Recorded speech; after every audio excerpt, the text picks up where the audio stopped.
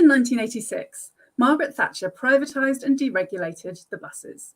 But this weekend, for the first time in nearly 40 years, Andy Burnham, the Mayor of Greater Manchester, is reversing that decision and bringing the buses into public control. If you're in Manchester, that means your buses are likely to get better, more reliable, cheaper, more frequent, more coordinated and easier to understand. And even if you're not in Manchester, this victory is one to celebrate because it means that we can build on this and campaign for better buses around the country. Welcome, everyone. My name's Kat, and this is We Own It Live. We're here because we believe... Okay, welcome, everyone. My name's Kat, and this is We Own It Live. We're here because we believe in public services for people, not profit, and we want to do something about it. And if you feel the same way, please do subscribe by clicking the red button and like this video. Thank you so much for being here. This is our first ever official YouTube Live. And please do put your comments and questions in the chat, and we'll do our best to get to them in the Q&A. So I'm going to jump straight in talking to Matthew, who's our lead campaigner, who's leading our work for better buses around the country. Hi, Matthew. Hi, Kat. It's so exciting to be celebrating the launch of YouTube Live with a victory. That's such a fantastic way to be starting. It's the perfect way, isn't it? So let's get started. So I think we'd like to talk a little bit about the history. So what happened in 1986, and then taking us through the past nearly 40 years now until the Greater Manchester campaign. So first of all, what happened in 1986? And give us a sort of potted history of buses. Oh, this is my favourite subject. So let me get straight into the detail. The first thing to say, before 1986, we'd had 50 years pretty much since around 1930 of successive governments, both Conservative, Labour governments, all backing the really simple principle that local buses should be controlled locally and in the interest of local people. And so all the networks were regulated, and that meant that services had to be registered with local authorities who were in charge of making sure services were of a good quality, but also they were very significantly publicly delivered. So either through council-owned bus companies or in more rural areas, there were a few nationalised bus companies as well to deliver services there.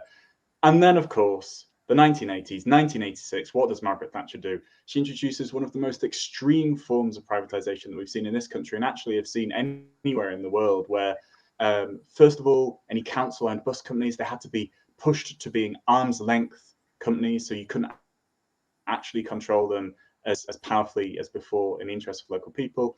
And then the market was created, a wild west where any private bus company could set up a route, they could cut a route, they could cut corners on reliability, they could hike fares. And suddenly there was kind of chaos around the bus network.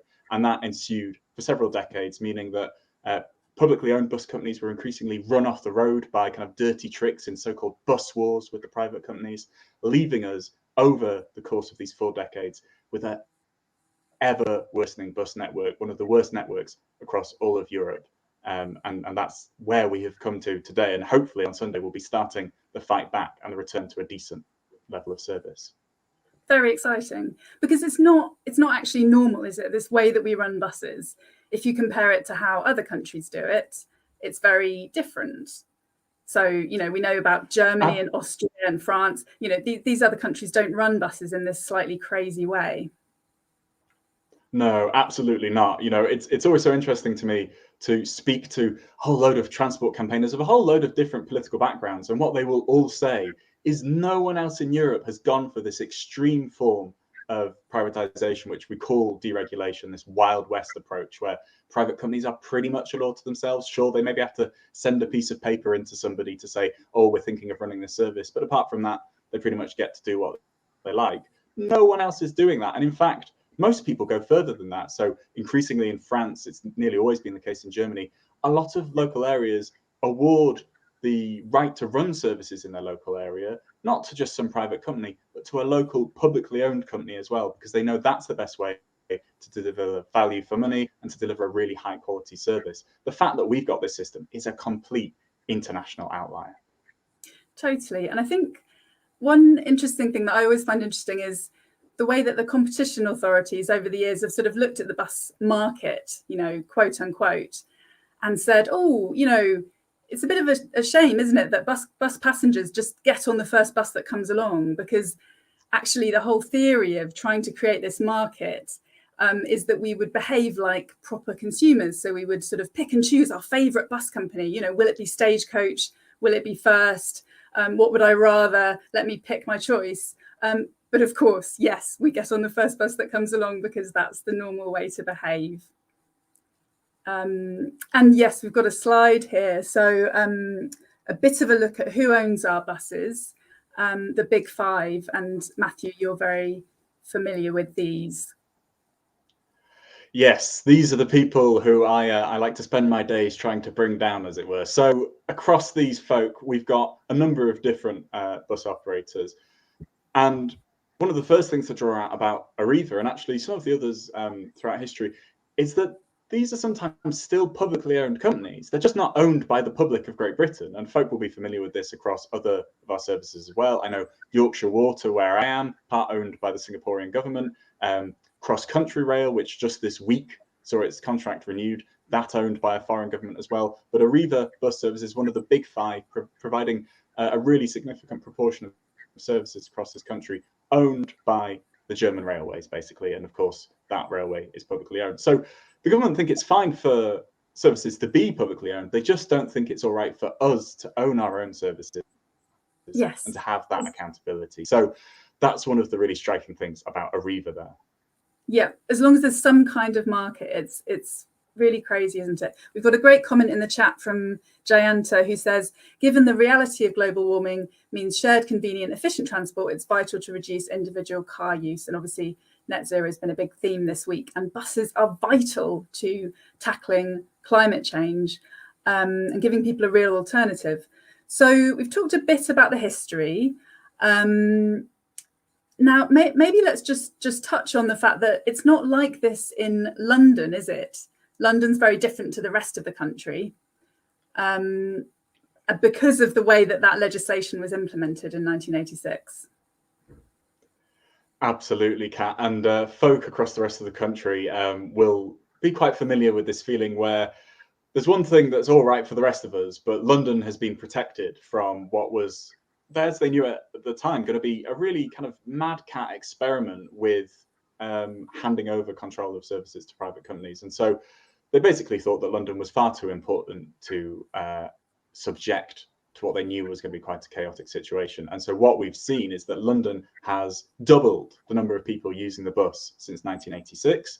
And what has happened in other areas of the country? Well, it's halved. So we've got this really stark contrast between these two models. And it's not at all surprising, because what we see in London through public control is, sure, a general principle that it's designed in the public interest, but beyond that, services are integrated with things like the tube network or the trams, where there are in London, and with overground as well.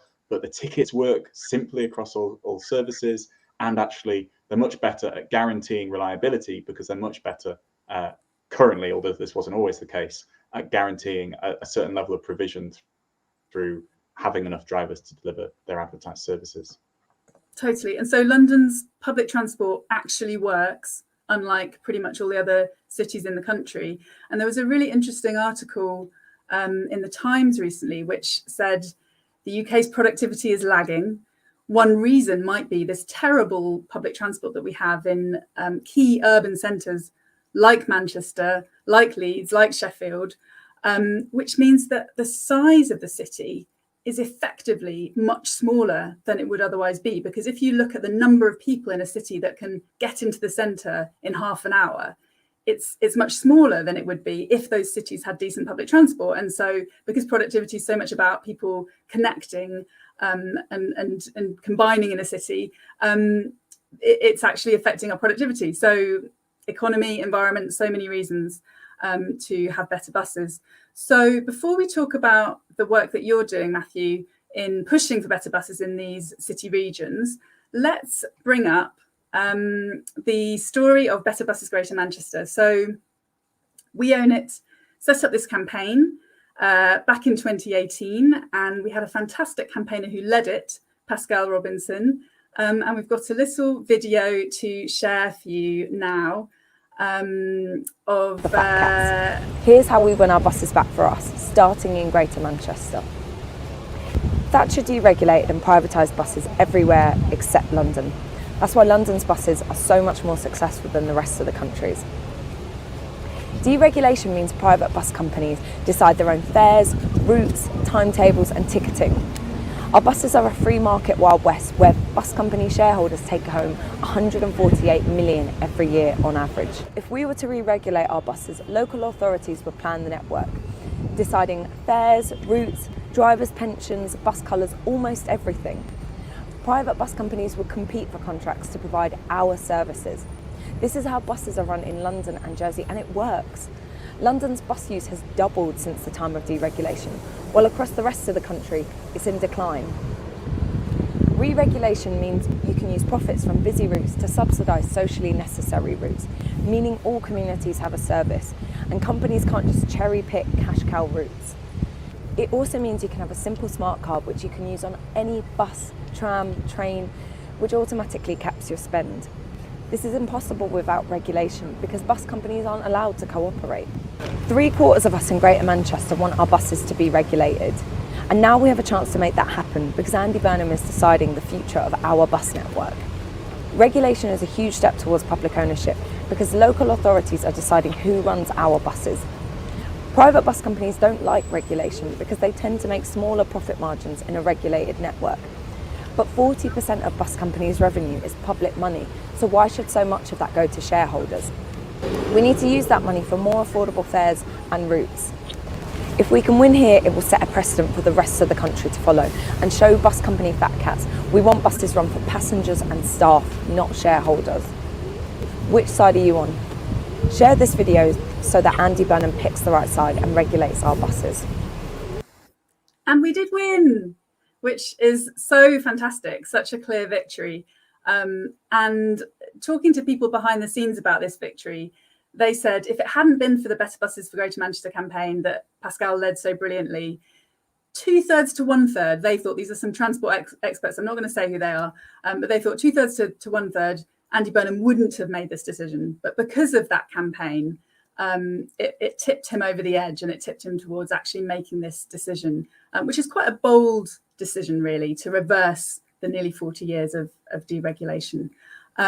So should we talk a bit, Matthew, about the kind of campaign actions that Better Buses for Greater Manchester did and how that led to victory? Absolutely. So there was such a fantastic set of actions that Pascal and others in the region managed to bring together to push Andy Burnham and others to take this decision. One of the ones that I like best is that they held a Better Buses week where activists across the entire region got together. They wrote letters to their local council leader and said, we want to meet you at a bus stop so we can show you just how poor the quality of our service is. And just on that note, I saw a fantastic comment earlier in the chat, which said that lots of the people who rely on buses aren't necessarily those who are making the decisions themselves. And so that's one of the fantastic things the campaign did. They managed to force all of these council leaders to come to bus stops across the region and then have conversations with them, show them the reality of day-to-day life living with a privatised system. And by doing that, managed to convince them to put pressure on Andy Burnham as well. So that was one of the fantastic things that they managed to do to build up that momentum across the Greater Manchester region. Yeah, it's a really good tactic, isn't it? I think getting a politician on a bus or on a train, or even, checking out the public toilets, or, whatever local amenities, the parks, these are the public services. Are you happy to use them? And I think taking a politician on a bus is a really practical way of doing that. And I've had experiences of taking MPs on a train and getting them to sign something then and there when they're under pressure, which is quite a good tactic, I think. So yeah, that was brilliant. I also really enjoyed the bus, the queue at the bus action that Pascal organised, which made a terrific photo, which I think is the photo on this YouTube video. That was people queuing at the bus stop for Better Buses, which was fantastic. And of course, these campaigners were really up against it. And Pascal brought in a whole range of people into the coalition. They were really up against it, opposed to the bus companies, weren't they? Because Stagecoach and Rotala in particular ended up taking Andy Burnham to court to oppose franchising, and happily they lost. But that just shows the degree to which the bus companies didn't want this to happen, partly because it would reduce their profit margins, and they didn't want that, because under bus regulation, bus companies still make a profit, but it's much less. But also because of the precedent that it would set. And I think that's, and obviously we think it's set a precedent as well. And that's why we're campaigning for better buses around the country now. Because yes, okay, if they can do it in Greater Manchester, let's have it everywhere. We can have it in London, we can have it in Greater Manchester, we can have it across the country, and next stop, full public ownership. So, of course, the bus companies aren't going to want that. Absolutely. And one of the fantastic things that actually came out of them pushing so hard, ever so hard in the courts to try and fight this, is that they lost on all 40 counts when it got taken to court. There were 40 different ways they tried to stop this. And on all 40 of those issues, they lost.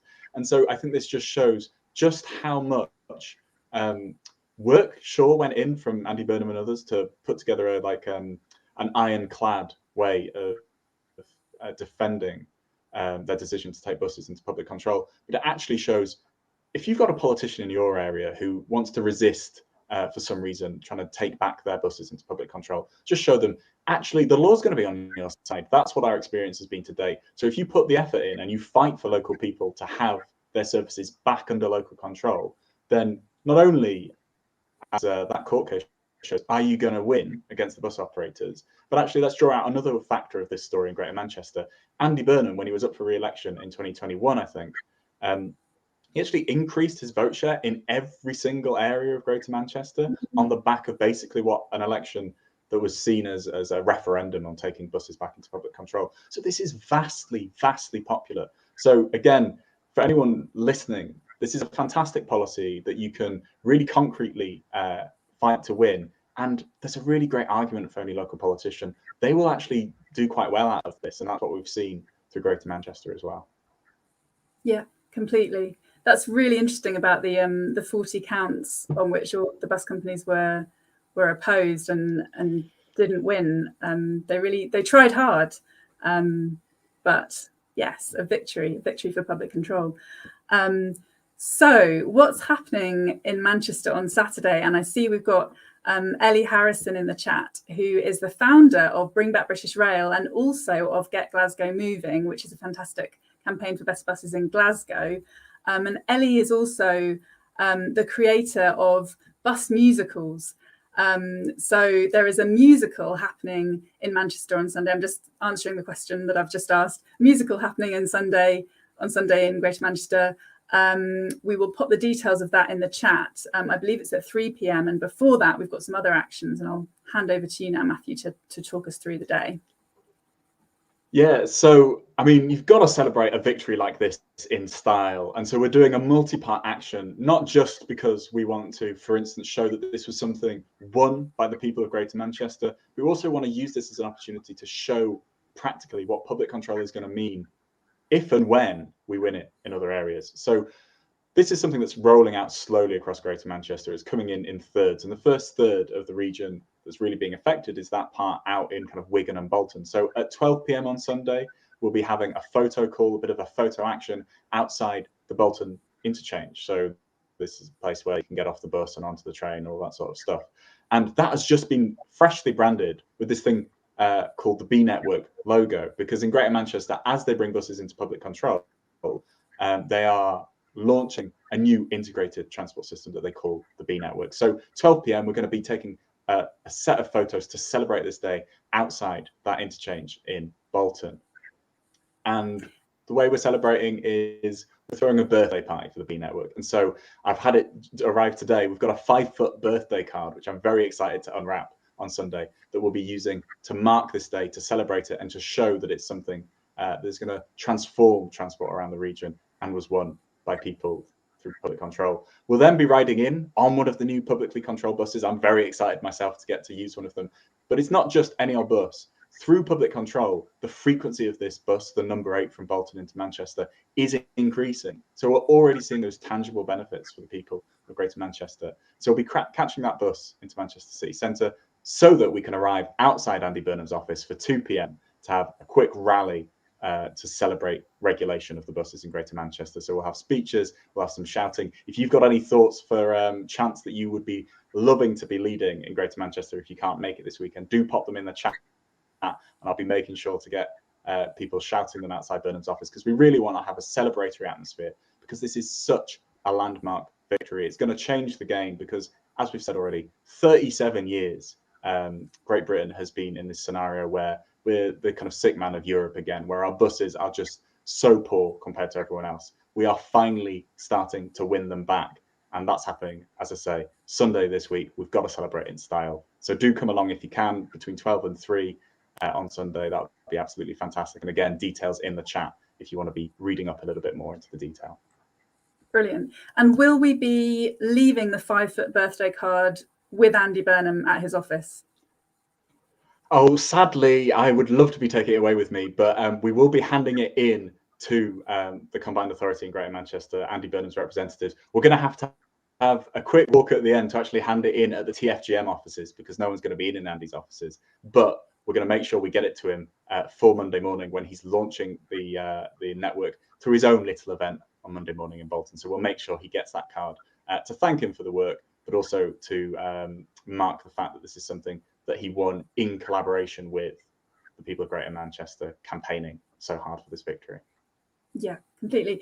And we were talking recently, weren't we, about how Andy Burnham could go further and how he could make sure that drivers' terms and conditions are good, which will help the reliability of the B network. Do you want to talk us through your thoughts on that, Matthew?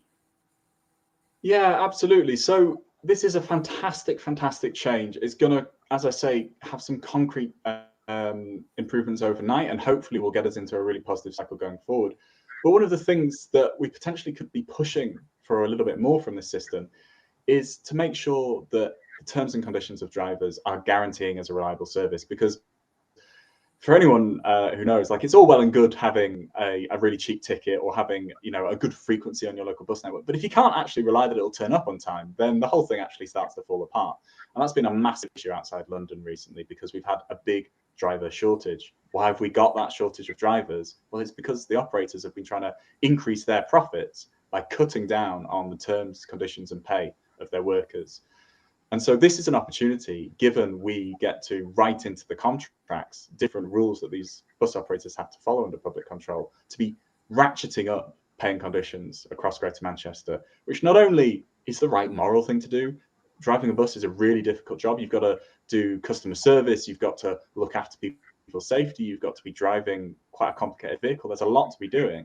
But actually, this is going to benefit us as passengers, because it means that we're going to basically stop trying to turn the tap on to get more drivers into the network while leaving the bath unplugged, because they are all leaving the workforce, because it is just not sustainable to live and work with those terms and conditions and with that pay. So by ratcheting it up, we can keep the workforce at a manageable level, and that means there are enough drivers to deliver the services that are timetabled, which at the minute there just aren't. So we really need Andy Burnham to be improving those terms and conditions, because that's how we're going to see, sure, a frequent, affordable network, but a reliable network as well. So a really, really important change that we've got to see there.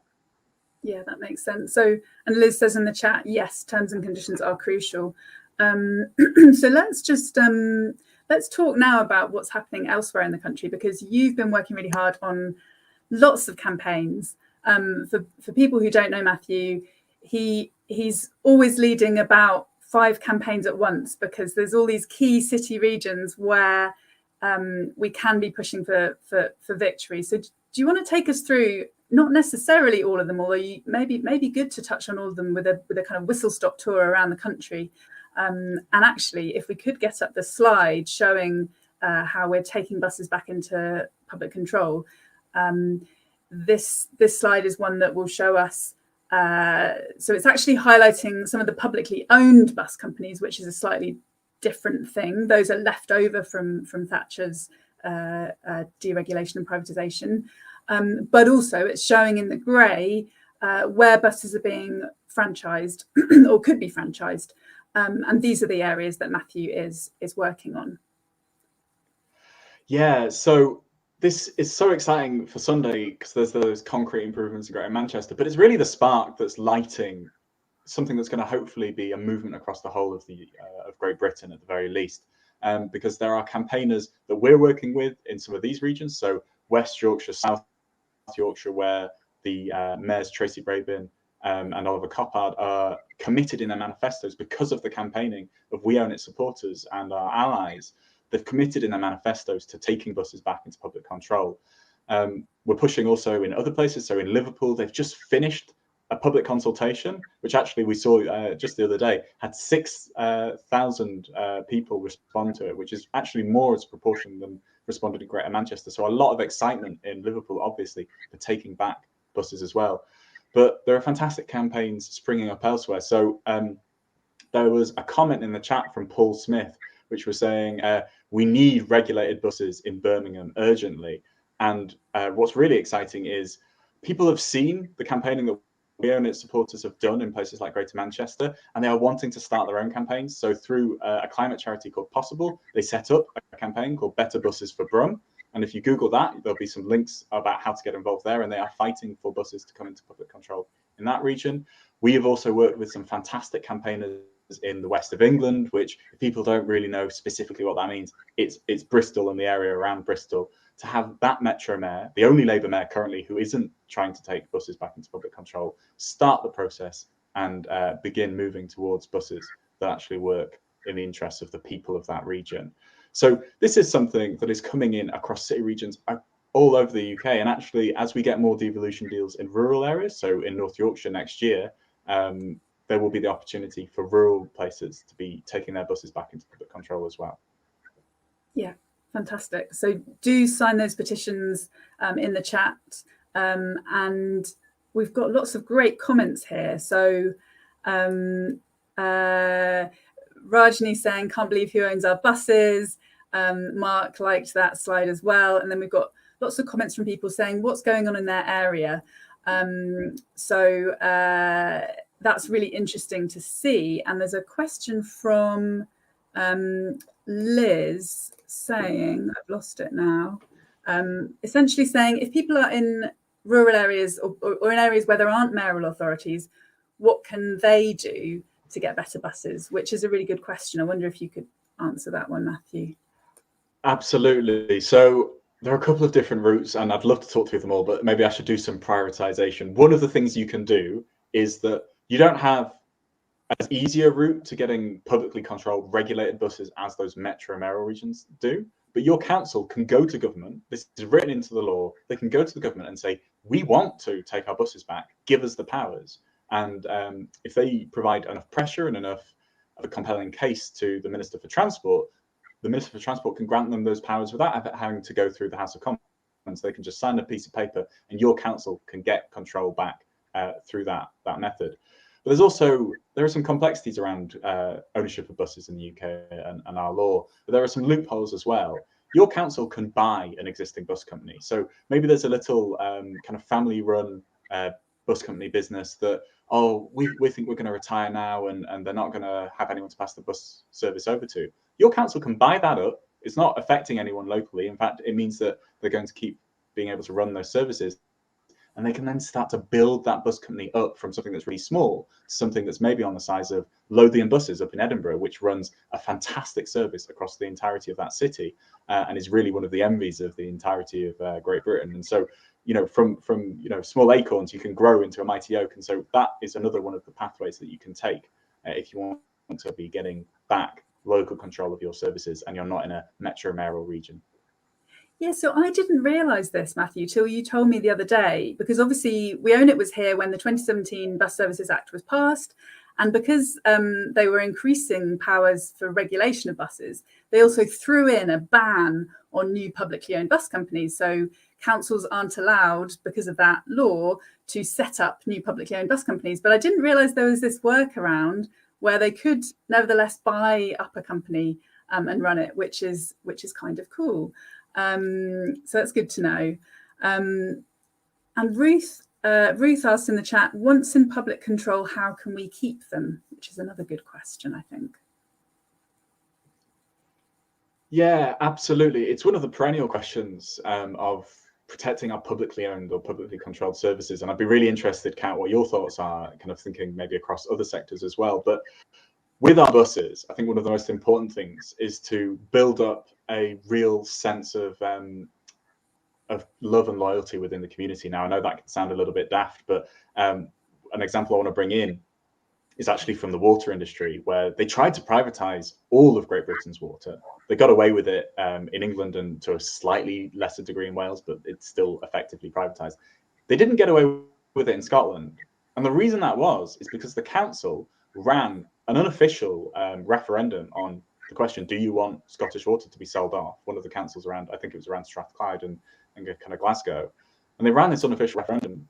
Of course, the vote came back, massive turnout, massive, no, we don't want you to sell off our publicly owned water. And that's why Scottish Water is still in public hands. So make sure that the people in your local area know that they own their buses, know what that delivers for them, and make sure that they're ready to get organised to defend it and preferably also to mobilise their local authorities to defend it as well. So I guess that's one of the thoughts that really immediately comes to my mind. I don't know if you've got any thoughts there as well, Kat. Yeah, I mean, so we produced a report called When We Own It in 2019 when Labour was talking about democratic public ownership. What should that look like? And that report's on our website. And it's also speaking to this question in a similar way, talking about how we can grow that love and loyalty towards local public services by really getting people involved. And there's a question from David in the chat: in what form would public participation look like in a publicly owned bus service like Manchester? So at the moment, I don't know if there's public participation expected as part of Andy Burnham's B network. But what we said in our report was that you should have more public involvement. And so having a voice for the people who use public services alongside the workers, alongside community groups.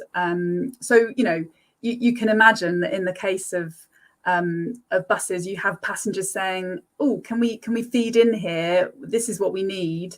And actually sitting on boards and being part of the governance structures to hold publicly owned bus companies to account. And I think that's really important. And so hopefully you end up in a situation where we have full public control and public ownership. You have a public voice in there. The services are getting better, and people can see that, and they think, well, why? You know, obviously we're not going to go back to the bad old days of the crazy experiment of Thatcher. That would be madness. So I think that's part of it too.